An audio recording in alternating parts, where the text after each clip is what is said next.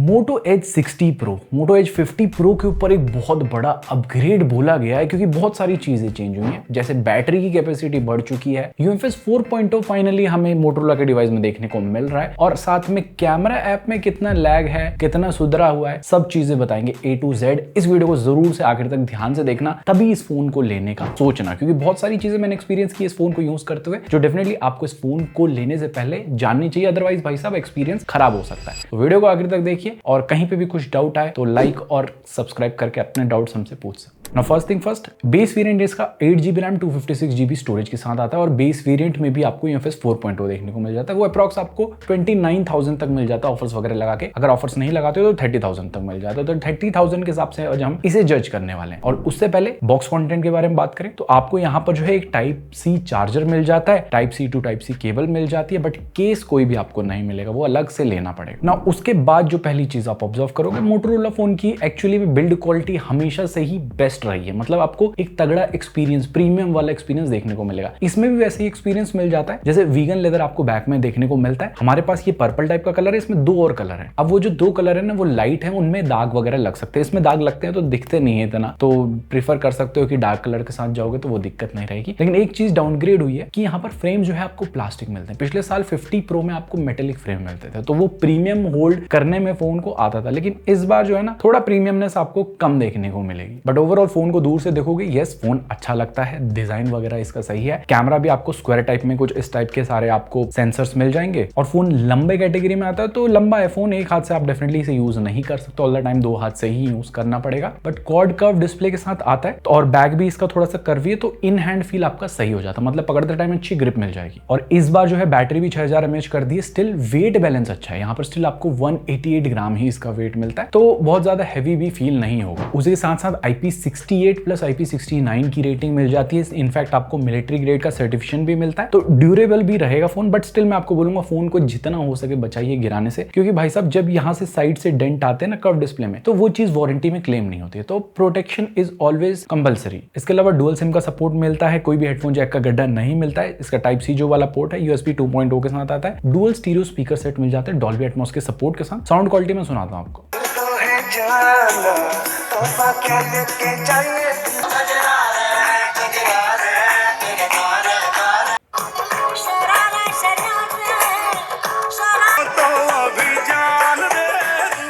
तो sound quality ऐसे बहुत ज्यादा लाउड नहीं है, लेकिन जितनी है आपको वो क्वालिटी साउंड सुनने को मिलेगा। हल्का फुल्का बेस भी आपको सुनने को मिल जाएगा, तो आपका सराउंड साउंड वाला एक्सपीरियंस अच्छा मिलेगा, जो भी मूवी वगैरह देखते हो आप उससे भी। इसके अलावा हैप्टिक्स भी आपको अच्छे मिल जाते हैं, टक टक वाले हैं, लेकिन यहाँ पर जो है ना बहुत ज्यादा इनकी इंटेंसिटी हाई नहीं है। साथ ही साथ आपको in display optical fingerprint sensor मिल जाता है, बहुत ही fastly securely all the time work करता है। इन फोन थोड़ा लंबा है, छोटे हाथ है, तो थोड़ा संघर्ष का माहौल रहेगा। देखो ओवरऑल बिल्ड क्वालिटी में कोई शिकायत नहीं है। एक मेटेलिक फ्रेम है जो आई डोंट थिंक सो कि बहुत बड़ा ऐसे डील ब्रेकर काइंड ऑफ चीज बन जाती है भाई, लेकिन उसके अलावा बाकी सारी चीजें टॉप पे आपको मिल जाती हैं। एक और चीज टॉप पे मिलती है, यहाँ पर जो है ना आपको डिस्प्ले क्वाड कर्व वाली मिल जाती है। अब क्वाड कर्व में क्या रहता है ना, यूजुअली साइड से थोड़े ज्यादा कर्वी नहीं रहता, लेकिन यहाँ पर आपको फुल कर्वीनेस देखने को मिल जाएगा, तो प्रीमियम आपको यहाँ पर फोन डेफिनेटली लगेगा। और ऊपर से बड़ी 1.5 के रेजोल्यूशन वाली POLED डिस्प्ले है, साथ में यहाँ पर HDR10+ को भी ये सपोर्ट करती है, 10 बिट के साथ आती है। एंड यूट्यूब में भी जो है ना आपकी 4K HDR 60 FPS वीडियो चल जाती है, लेकिन ये भी अटकती है, प्रॉपरली नहीं चलती। आप देख सकते हो काफी फ्रेम्स यहाँ पर स्किप हो रहे हैं। इसके अलावा नेटफ्लिक्स में कोई भी HDR का सर्टिफिकेशन नहीं मिलता है, वाइडवाइन L1 का सर्टिफिकेशन मिलता है, तो फुल HD कंटेंट वगैरह आप स्ट्रीमिंग प्लेटफॉर्म पे देख सकते हैं। एंड जितना भी मैंने कंटेंट वगैरह देखा, देखो कलर्स वगैरह यहाँ पर आपको अच्छे मिल जाते हैं, क्योंकि ये पेंटोन वैलिडेटेड कलर रहते हैं इनके। तो जितना भी कंटेंट देखा, डीप ब्लैक्स, व्यूइंग एंगल्स वगैरह, आपको वो सारी चीजें यहाँ पर तगड़ी देखने को मिलेगी, उसमें कोई शिकायत का मौका नहीं दिया है। ऊपर से बेजल्स भी जो है बिल्कुल साइड के ना के बराबर मिलते हैं, एंड चिन और टॉप भी आपको बिल्कुल ना के बराबर मिल जाता है, क्योंकि 96.47% का स्क्रीन टू बॉडी रेशियो मिलता है। तो डिस्प्ले की क्वालिटी आपको अच्छी मिल जाएगी, साथ में कॉर्निंग गोरिल्ला 7i की प्रोटेक्शन भी मिलती है डिस्प्ले, तो हल्के फुल्के स्क्रैचेस से बच जाएगा। बट स्टिल मैं आपको एडवाइस करूंगा कि जब भी फोन आए एक टेम्पर्ड ग्लास लगवा लेना। आई नो यहाँ पर दिक्कत होती है, कर्व डिस्प्ले वालों के लिए टेम्पर्ड ग्लास अच्छे से मिलते नहीं है, UV वाले मिलते हैं, तो जैसा भी जो सूटेबल रहे उसे लगवा लेना, क्योंकि एडिशनल प्रोटेक्शन जरूरी है।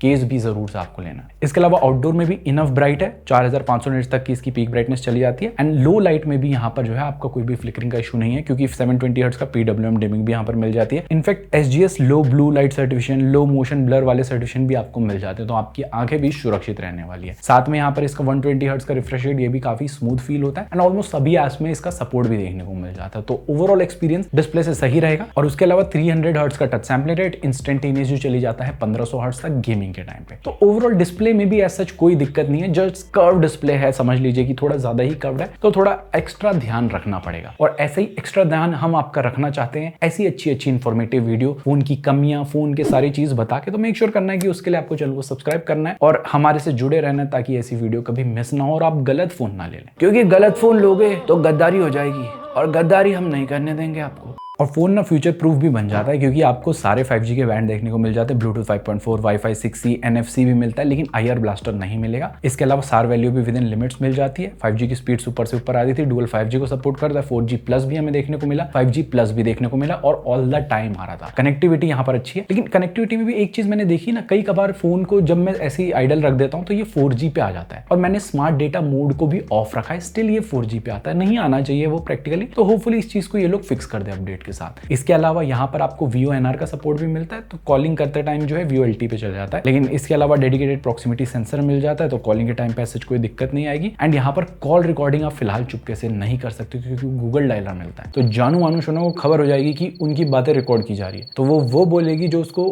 सोच समझ के बोलना है, और वो नहीं बोलेगी जो मतलब समझ रहे हो ना।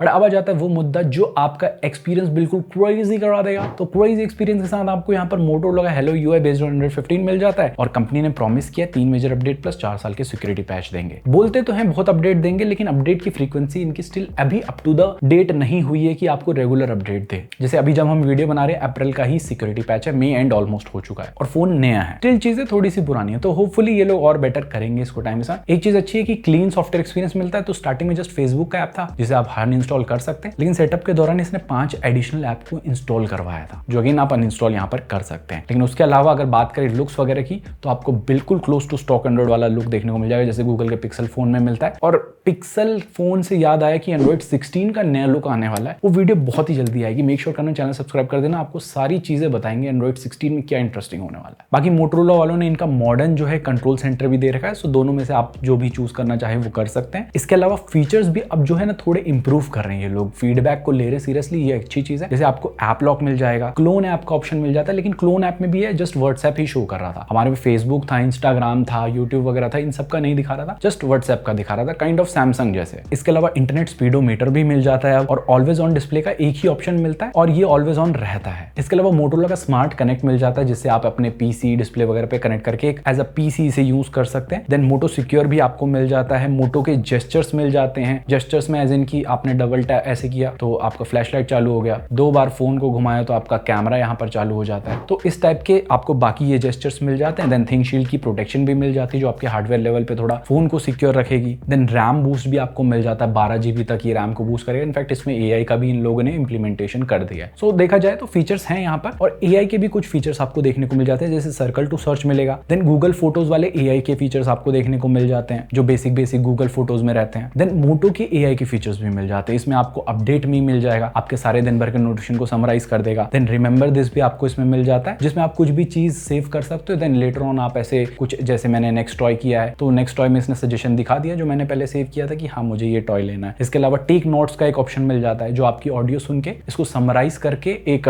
ट्रांसक्रिप्ट वगैरह भी आपके लिए प्रोवाइड कर देता है। देन इसके बाद आपको मिल जाता है इमेज स्टूडियो का ऑप्शन, जिसमें आप वॉलपेपर जनरेट कर सकते हैं, कुछ भी टेक्स्ट वगैरह डाल के। देन स्केच टू इमेज का ऑप्शन भी मिल जाता है, स्केच करके आपका कुछ ऐसी टाइप की इमेजेस बना देगा। इसमें वेरियस ऑप्शन नीचे में आपको देखने को मिल जाते हैं कि रियलिस्टिक चाहिए, कैसा चाहिए। और हाँ, एक चीज मैं बताना भूल गया था कि ये जो Motorola Edge 60 Pro, इसमें आपको यहाँ पर लेफ्ट साइड में एक AI बटन भी देखने को मिल जाता है। तो इसको आप बेसिकली प्रेस करके रखोगे तो AI का फीचर आपके सामने आ जाएगा, और इसको वेरियस चेंज करने का आपके सामने ऑप्शन भी रहता है। तो सेटिंग में आपके पास Motorola AI का एक फीचर रहेगा, जिसमें लॉन्च जेस्चर में आपके पास AI की का ऑप्शन रहेगा, जिसमें प्रेस एंड होल्ड करने पे या तो नो एक्शन कर सकते हो या Moto AI को इनेबल कर सकते हो। डबल प्रेस में आपके पास 2-3 ऑप्शन है, इसमें से आप जो भी ऑप्शन इनेबल करना चाहो वो कर सकते हो। देन पावर बटन के साथ भी आप यहाँ पर चीजें अप डाउन कर सकते हो, उसमें डबल टैप वाला भी ऑप्शन कर सकते हो। एंड उसके बाद आपको क्विक लॉन्च का ऑप्शन भी मिल जाता है कि आपने बैक में डबल टैप ऐसे किया और यहाँ पर जो है आपका AI वाला फीचर खुल जाएगा। बट अब आ जाता है मूवमेंट ऑफ ट्रूथ। ये AI वगैरह तो हो गया, सॉफ्टवेयर में एनिमेशंस वगैरह कैसे मिलते हैं? देखो ऐप ओपन क्लोज होने के प्रॉपर एनिमेशन मिल जाते हैं, ऐप के बीच में स्विच करते हो वो भी अच्छे मिल जाते हैं, कंट्रोल पैनल के एनिमेशन मिल जाते हैं ठीक, एंड देन रिसेंट पैनल के भी आपको एनिमेशन ठीक मिल जाते हैं। बट क्या ये एनिमेशन बिल्कुल लैग फ्री है? तो इसका जवाब है नहीं। यहाँ पर 2-3 ऐप खोलते हैं उसके बाद आप देखोगे हल्का सा जिटर लैग वगैरह हो जाता है, मतलब जब ऐप लोड हो रहा है ना उसके बीच में यहाँ पर दिखता है कि हाँ यहाँ पर जो है एनिमेशन में जिटर और लैग आ रहा है। तो वो क्लियर बिल्कुल स्मूथ वाला जो है ना फ्लूइड एनिमेशन आपको देखने को नहीं मिलेंगे। एंड मैं एक्सपेक्ट कर रहा था क्योंकि अच्छा प्रोसेसर वगैरह यूज किया है तो यहाँ पर चीजें नहीं होंगी, लेकिन स्टिल चीजें मिल रही है। तो सॉफ्टवेयर में जो है इंप्रूवमेंट की डेफिनेटली यहाँ पर जरूरत है। इसके अलावा लॉक वाला एक मेरे को लगता है कि लॉक करते हो तो 2 सेकंड ले लेता है ये लॉक होने में। इसके अलावा AI का भी प्रोसेसिंग टाइम थोड़ा ज्यादा रहता है और वो जब प्रोसेस कर रहा होता है तब आप कुछ यूज करोगे तो आपको लैग वाला एनिमेशन में फील आएगा। तो ये चीजें इंप्रूव हो सकती थी और ये चीजें इंप्रूव इसलिए होनी थी क्योंकि प्रोसेसर यहाँ पर अच्छा यूज किया गया। आपको Dimensity का 8350 एक्सट्रीम चिप देखने को मिल जाता है, LPDDR5X रैम है, UFS 4.0 की स्टोरेज है। तो सबसे पहले मैं बेंचमार्किंग स्कोर दिखा देता हूँ। 1.3 मिलियन प्लस के Antutu स्कोर्स मिलते हैं, 76% तक थ्रॉटल करता है, Geekbench के स्कोर्स अच्छे मिल जाते हैं एंड रीड राइट स्पीड भाई साहब 2 लाख प्लस की मिलती है। तो सबसे पहले मेरे को था कि हाँ जो ये UFS 4.0 यूज किया इसकी वजह से चीजें इंप्रूव हो जाएंगी, लेकिन कितनी इंप्रूव हुई है आइए आप थोड़ा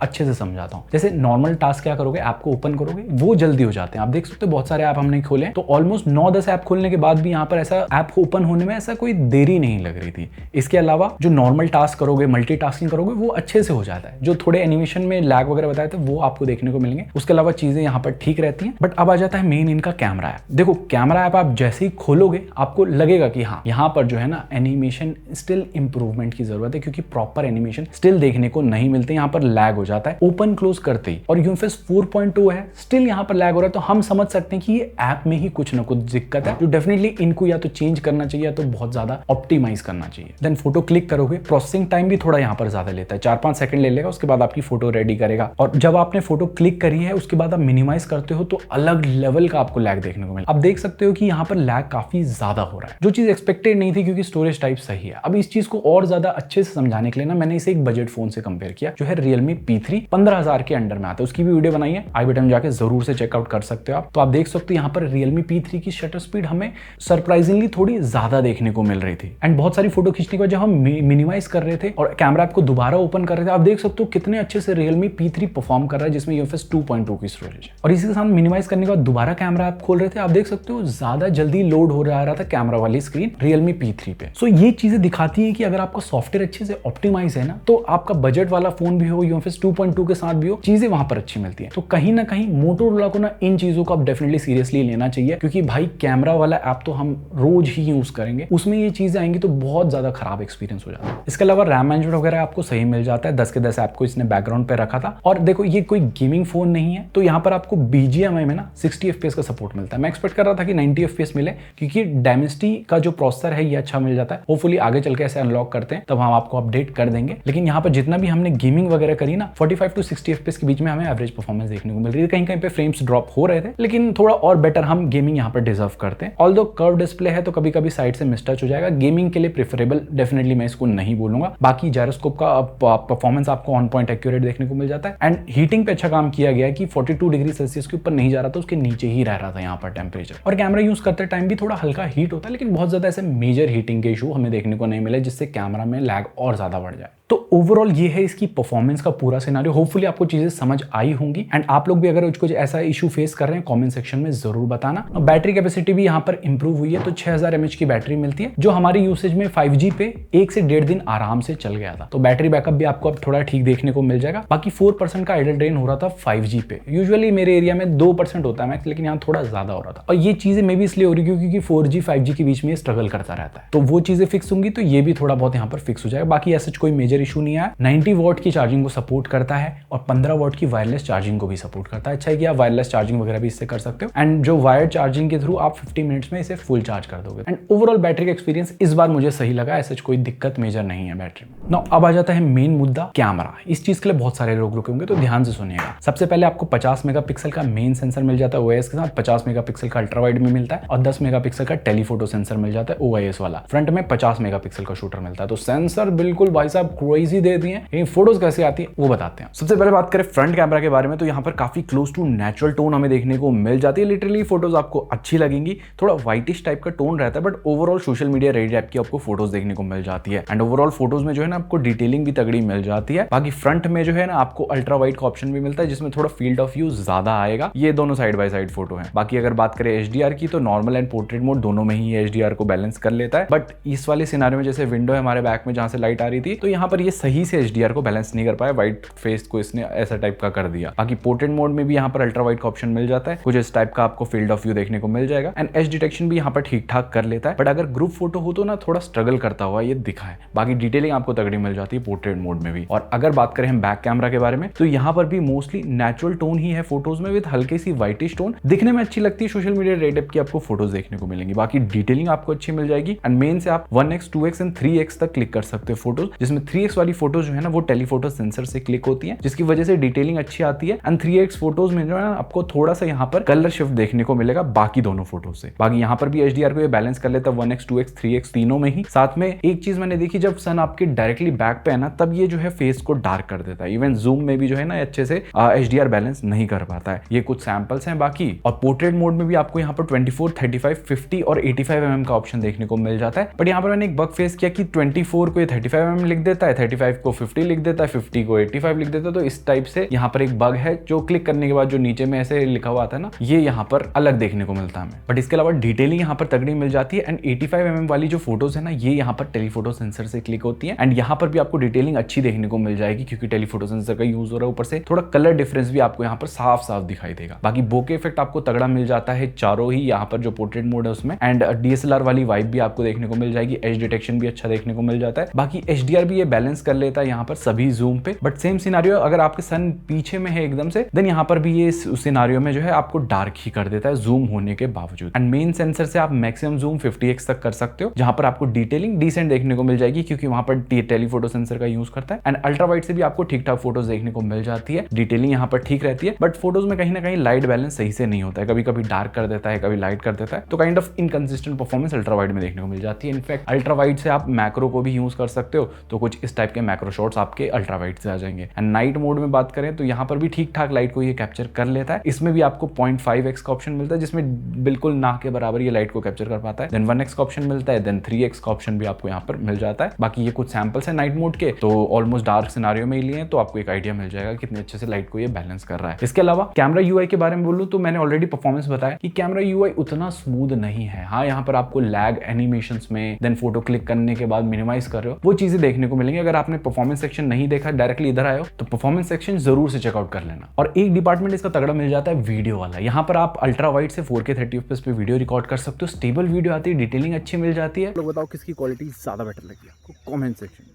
बाकी लाइक, चैनल सब्सक्राइब भी हो जाना चाहिए। देन बैक से भी आप 4K 30fps पे वीडियो रिकॉर्ड कर सकते हो स्टेबल। यहाँ पर भी जो आपको डिटेलिंग अच्छी मिल जाती है एंड ओवरऑल क्वालिटी भी अच्छी मिलती है।